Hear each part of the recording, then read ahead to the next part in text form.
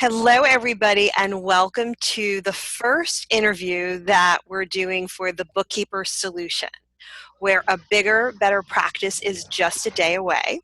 And today I'm really excited to be talking with Kristi Cairns.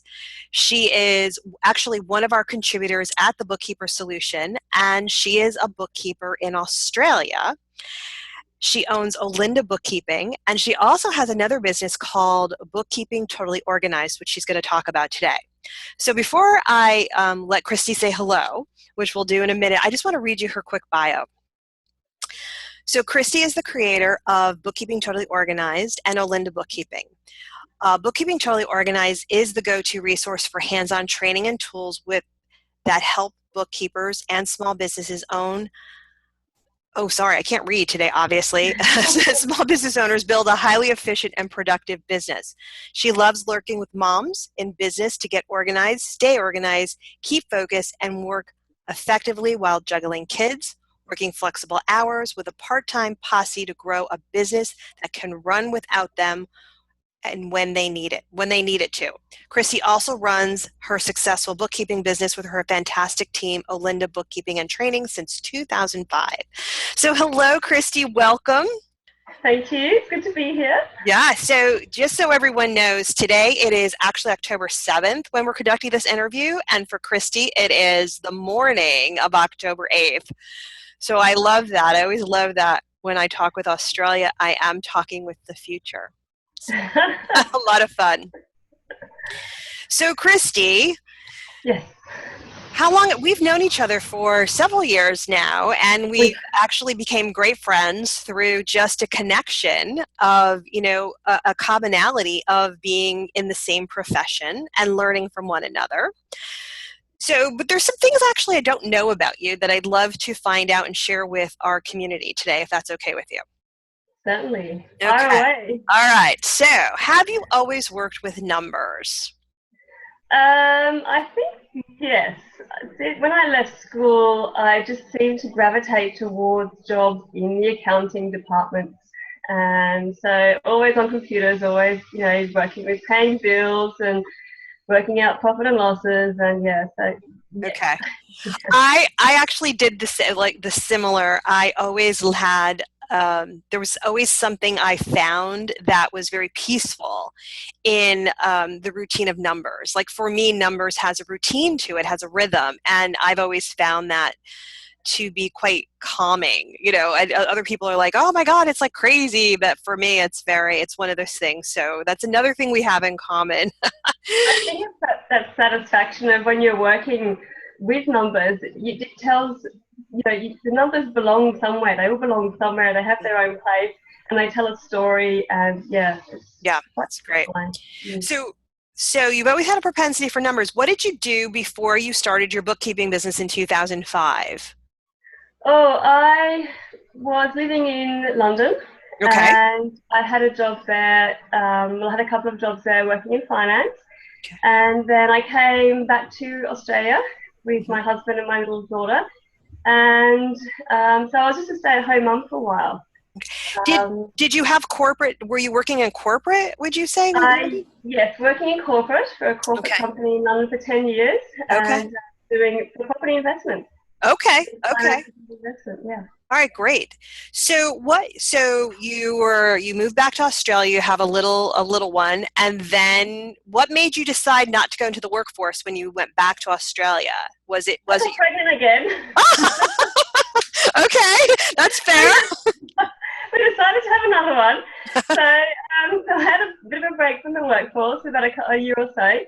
And then when my youngest one joined the kindergarten, halfway through they needed a bookkeeper because their bookkeeper suddenly left. And I thought, well, I can help out with this. It's one job. It's not be that many hours a week, and I just had a little baby. So I just into it that way. So it basically happened to you. It found you. Your business found you. That's it. That is. I think the numbers again. What was that? The numbers, gravitating towards businesses with numbers again. Yeah, and I'll tell you, it was the same thing for me. I actually, very used to try travel a lot, and my limo driver started asking me questions. I was kind of like a backseat consultant going to and from the airport, and he kind of put the idea in my head, like, hey, leave your corporate job and come work, go start your own business and work for us. And that's kind of how I had my entrepreneurial seizure and left. So it's fascinating. I bet you there's many, many bookkeepers who that this is how it happened for them. I So believe that's so, fun. yeah. Okay. All right. So what was the biggest challenge you had that first year of business? The biggest challenge, lots. I think there was lots of them. Never having had a business before, but working in corporate, I knew how important systems and processes were. So I think the challenges were just learning the legislation in Australia, because I was doing the bookkeeping and the finance in the UK. So Okay. I had to go on quite a few courses, and even the accounting software was different. Okay. But because I had one job, I had plenty of time to learn it. That's great. So what was the program of choice at the time when you stepped into your bookkeeping business? The accounting software? Yes. Was it MYOB? MYOB, right, which I don't believe is around anymore. Is that correct? Oh, it's still there. Is it still there? It's not popular here at all. Yeah. No, it's still there. Xero, and I think Xero and QuickBooks and Reckon are sort of, coming into the fore now, especially with all the cloud accounting. Yes. Okay. So what surprised you the most about having your own business? Well, I could do it. Tell me more about that. My gosh, through the kindergarten, I got another client quite quickly, and then I put some flyers out. I'll try this with some flyers out, and I picked up 3 more, and it's like, oh my God, this is working. Okay, so you basically built your business at the beginning by word of mouth, and it was through other moms, would you say? Yes, through other moms to the kindergarten. Okay, through other moms at the kindergarten. So that was surprising to you. I guess, yes, I understand what you're saying, like, wow, this is actually working, but tell me a little bit more about what surprised you about it. Was, the fact that you could do it, that's always, that's always amazing to me when I try to something new and I'm like, oh wow, I actually can do that. So, but tell me a little bit more about what was surprising. I think, oh gosh, that was 10 years ago. That's okay. Oh my gosh, I think that I had to really force myself to go out there and talk to people about my business and what I did and who I was and how I charged, which is, no one don't talk about numbers at all, but now it's fine. But back then it was like really super duper scary, and I'm a behind the scenes type person. Okay. So I'm a support person. I'm not out there. Yeah. That's not me. I had to learn to do that. And that was a big challenge. Now I think back, yes. Okay. and the reason why I asked you about that is because I know so many people that are just starting out, and even to this day, sometimes it can be intimidating, right? I've been in business 17 years, 18 years, and depending on what I'm doing and depending on the area that I'm going into, I can still be reminiscent of those days when that was scary. So does that still happen to you as well? Occasionally, I think when things go wrong. Okay. So what would you consider going wrong? Oh my goodness. I think when you're working with a client and it doesn't quite work out in the end. So, and you have to terminate them, and it's getting over that fear that it's not my fault, it's not my problem, and taking that personal responsibility for that. So letting that go was a big challenge. It's like, it's not my problem that it didn't work out. It's not my fault. So I did everything that I could. But obviously, they work one way, I work another way. Right. So this is how it is. And so it's getting over little fears like that remind you, that always come up to the front going, oh no, it's okay, it's not my fault. Right. So taking that, asking you another question about that, you have a definite process that you follow with your clients. Is that correct? That's correct, yes. Okay. And because you have that process in place, is that why you feel you can say, I did everything I possibly could. I work this way, they work that way. Would you say Mm-hmm. that has helped you? That's right. Yeah. And it's a process that myself and my team use as well. So, you know, it's just one of those things. You go through the process, you try different things, and if it doesn't work and it's not working, then, you know, at the end of the day, you have to call it quits Yeah. and not feel bad about it. No, you're absolutely right. It's about not taking it personally. And I know that because we offer services, it's very personal. I mean, you are basically, a service is yourself, especially when it is just you being the provider. So when you first started your business, how long was it before you hired somebody? Well, I think it was about 4 or 5 years, Okay. and I had about 12 to 15 clients.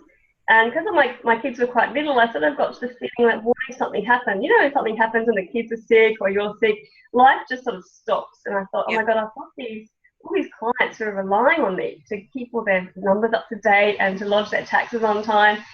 And I thought, oh, I should think about a contingency plan here. I'm all about contingency plans, you know, what Yes. if I'm putting process in place so, you know, if anything does happen, Yeah. it should be okay.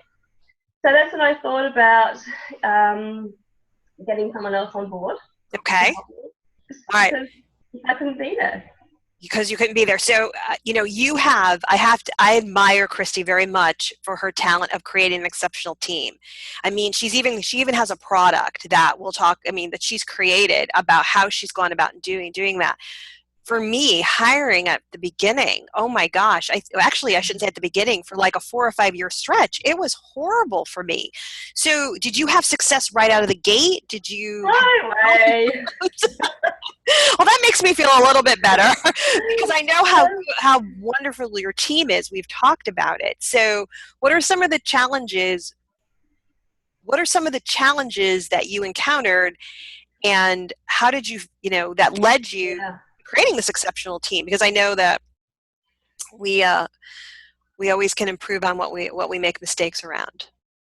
I think the first thing was, well, I haven't got a lot of money. How am I going to pay for somebody? So that was the biggest thing.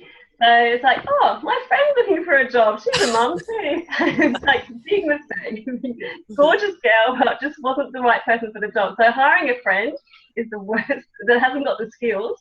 It's like, I'll train you. So, you know, that'll be fine.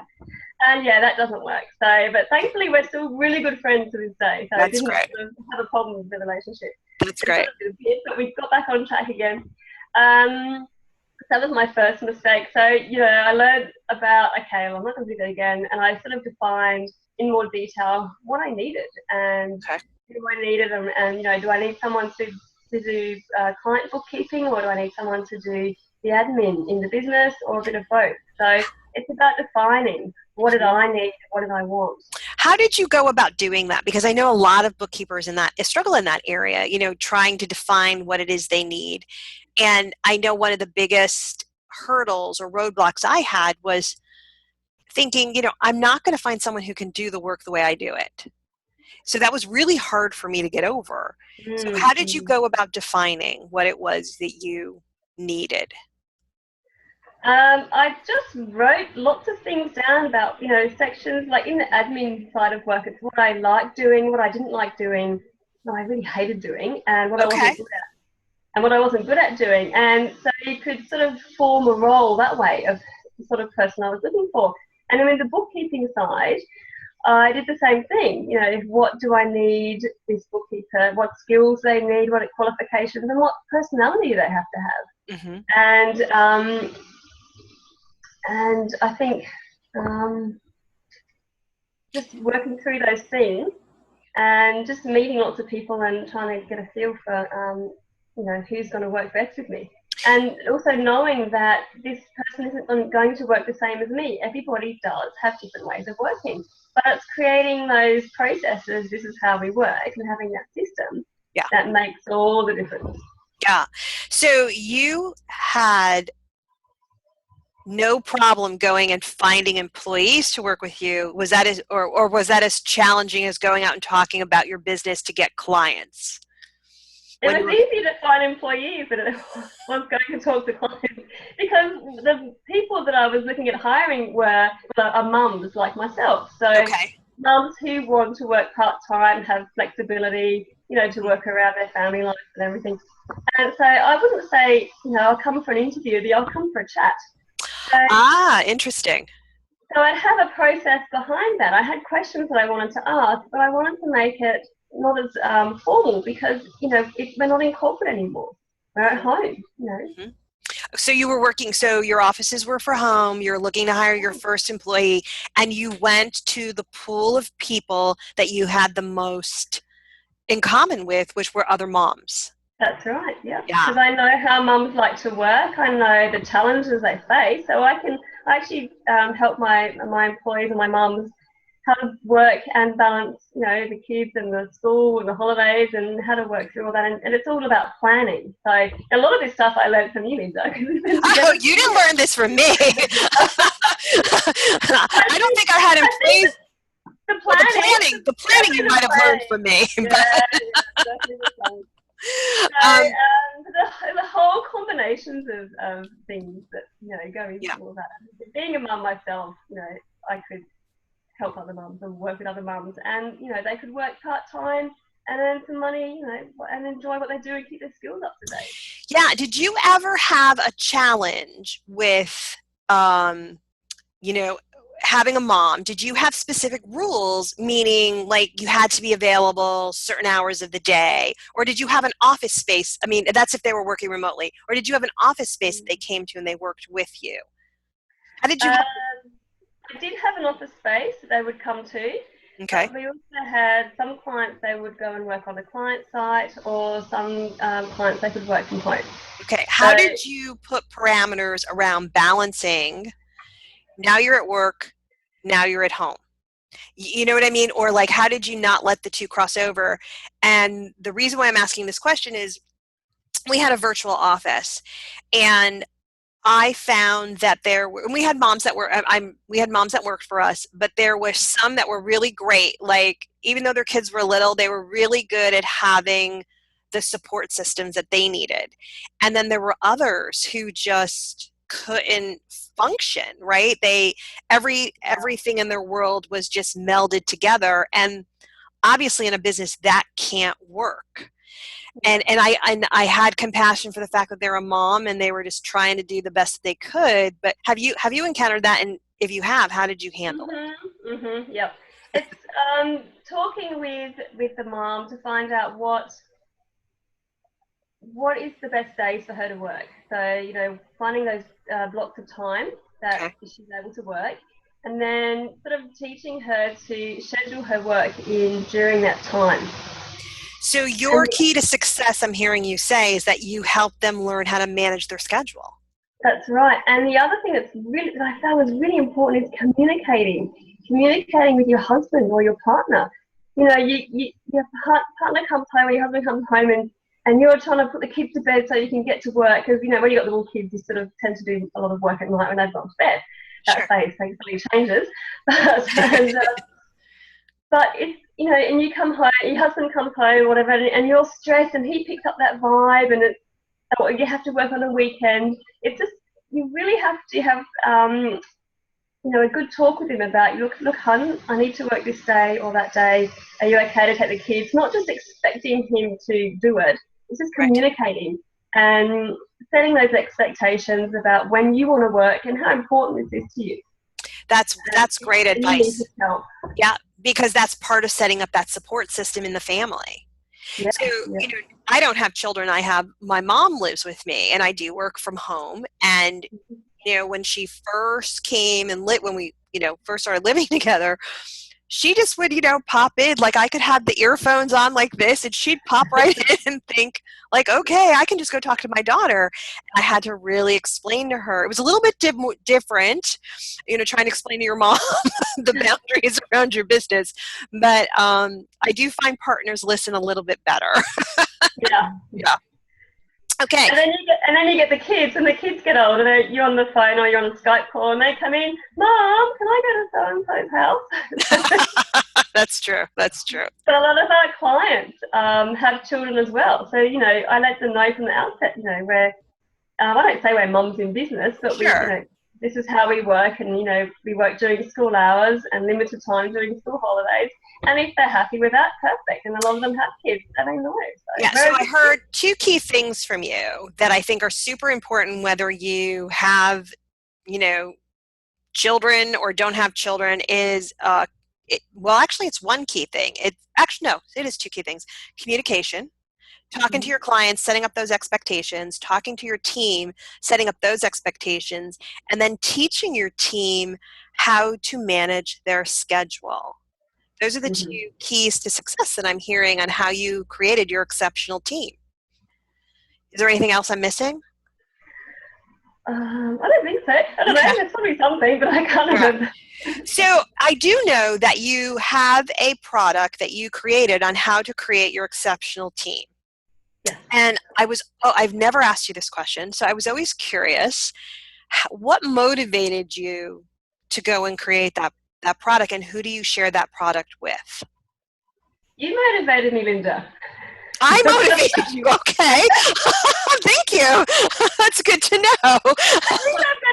I think I've got it somewhere on my website. I think you said, "Oh, you're really good at this. You've got this really organized. You should write a book about it."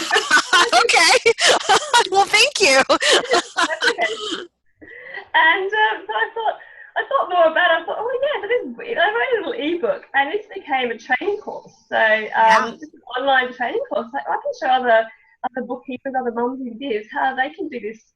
So it's not exclusively for bookkeepers, it's for it's for people who are in business. And would you say that it translates for people around the world? Because we have folks who follow us at the Bookkeeper Solution who are from all over the world. And I know that I struggled in this area every time I have to hire someone. It's, for me, it's kind of like, oh, I hope I get the right person. I hope it's not, I don't go through 8 gyrations of getting the right person. But yes, that's hard to do because people do interview one way and then they work another. Absolutely. Yeah. And things are going to go wrong. It's not going to be perfect, but it's how you begin the process of like this. My training course is in 3 sections, so it's planning, putting it together, and procrastination. So planning is what we talked about earlier. Just getting down to the nuts and bolts of what you need and who you need and why you need them and what you need them to do and when you need them to work and how you need them to work. And then putting it together, that's about the hiring process. So, preparing for the interview and then interviewing them and then, hiring them and having that induction with them, teaching them how you work and all your processes. How long of an induction period do you typically give a new employee? It just depends on what clients or how many clients they're taking on. So you have a handover process, and so you can get to see how they work, and then they go off and they do the work, and then you review the work, and then you have a meeting. I have a meeting with them just to make sure it's all going fine. So I have a lot of one-on-one contact to begin with, but that really forms a strong relationship together. And you get to see you can get to see how people work and how people think. And sort of you work out which clients are going to be great for them, are going to be a good match for them, and where their strengths are and where they need more training in certain different areas. So working really closely together at the beginning, I think is really important as well. So when you hire someone, what I'm hearing you say, your advice to other bookkeepers would be expect to spend time during what you call the induction process. And that can range very dependent upon the person that you're hiring. Absolutely, yeah. And you don't really get a good feel of people until you're actually working together. That's true. So I do have a question as to when's the red flag go up when you know that person isn't going to work out? Is it like a number of days? Is it a specific milestone they haven't met? What would be, because that is another area that I think folks struggle with, because you said something really interesting earlier where you said, especially when you were like parting ways with a client, I did everything I possibly could. It wasn't me. And I know a lot of bookkeepers that I've talked to, when they're struggling around whether or not to let someone go who's working for them, they question whether or not they did everything they could make it work for that person. So what would be some red flags just to give them a little guidance? I think it depends. It depends on the person as well and what they're doing that you're not happy with or you're not comfortable with. Okay. I find that how I deal with it, if one of my team members is struggling with something, I like to be open with them and just say, look, you look like you're having an issue with this area or you're struggling with this. It could be something to do with home, and you just find out, you just dig a little bit deeper to find out what's behind the issue. Okay. Or if it's really hard because if you've got someone, I did have one of my employees that I just couldn't pinpoint what it was that was bugging me that wasn't quite right. So you get that as well. It's just there's no real, I don't know what I'm trying to think of. There's no real formula. You have to do that. There's no real formula. Yeah. Okay. So what I'm hearing you again say is that you're communicating and you're talking to them and you're really caring about what's going on. But because you probably spent so much time doing that up front and keeping the interview process casual and also really clarifying what it was you needed, you had a good sense of that person before they even walked in the door and you hired them. Yeah, that is true. That's right. So don't rush the don't rush the hiring process, I think is what I'm hearing you say as well. Yeah, very importantly, don't rush that. Yeah. What's that term that you use? Hire slowly, fire quickly. There's a term. Oh yeah, there is. That's exactly what it is. Hire slowly, fire quickly. That is a phrase. Yeah. A phrase. So we are coming up at the end of our time together. I so enjoyed chatting with you as always. What is one thing you would recommend to someone who is struggling, finding that right person, maybe not sure if they should hire someone? What would you tell that bookkeeper who's struggling in this area? Oh, where to start? I would say grab some paper and a pen and write down, what do you want? What do you need? Okay. What don't you want to do? And then obviously my training course will help. But, that's true. do some research and just know that it's not going to be perfect. You're going to make mistakes. They're going to make mistakes. It's all about being prepared. And don't be scared, because if you really are serious about growing a good sized bookkeeping business, then you can't do it all on your own. It's impossible. You'll become this crazy stressed woman and burn out after 3 or 4 years. That's true. Yeah. Very, very true. Well, go for it slowly and get some processes, but know what you want. Be really clear on what you want and what your expectations are. That is, I think that is the critical piece. I think when now that I'm hearing this, when I was hiring really at the very beginning, I just knew I wanted relief. I needed help, but I didn't really think about what the help was what I really wanted them to accomplish for me. And, and then when I talked with someone in an interview, I liked them. So then I figured, they'll be great. And then that happens. Yeah. So, all right. I so appreciate you spending this time with us today. It was great catching up with you, Kristi Cairns from Olinda Bookkeeping and Bookkeeping Totally Organized. If anyone is interested in your product, in learning what is it? Your exception. Tell me the name of it. Oh my goodness. How to create your exceptional team. How to create your exceptional team. They can visit you at your website, and you could find out. You can get to Kristi's website through the Bookkeeper solution by clicking on contributors. And that's it. So I hope you have a fabulous day there in Australia. And we're going to end up our evening here. And thanks everybody for joining us on this very first edition of the Bookkeeper Solution. And I hope to see you again. Bye everybody.